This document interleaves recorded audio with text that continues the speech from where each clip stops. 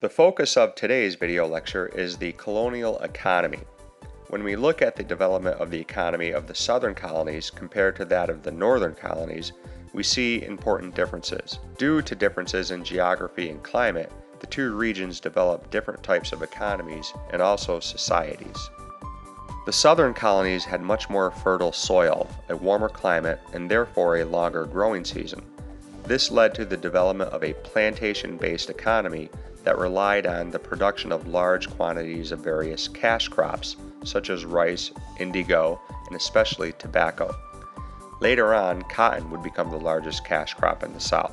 As plantations grew in size, labor demands increased. At first, much of the labor on plantations was done by indentured servants.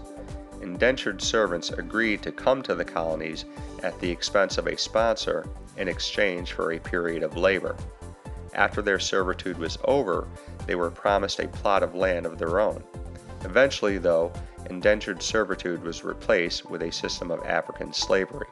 The issue of slavery would be one that America would struggle with for a long time.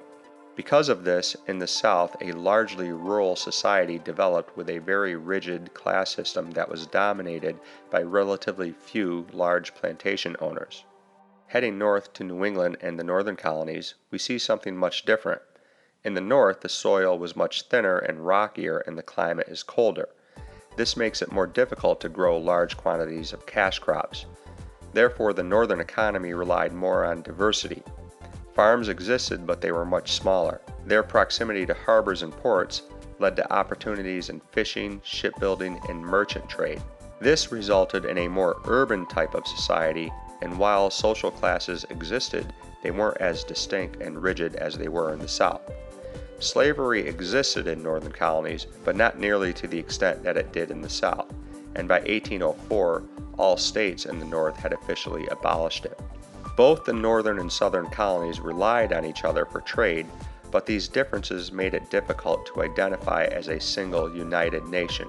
Throughout the 1600s and 1700s, the population and economy of the American colonies grew on its own. Great Britain, wanting to capitalize on the colonial economy, increasingly adopted a policy of mercantilism towards its colonies. Mercantilism is the belief that powerful nations like Great Britain should establish colonies as a way to increase their wealth.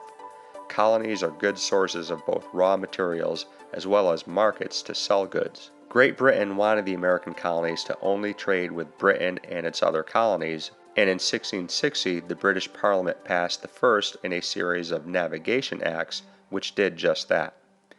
Many colonists viewed these acts as unfair restrictions on their trade and refused to follow them. This would not be the last time that Britain passed laws on the colonies and the colonists refused to obey them.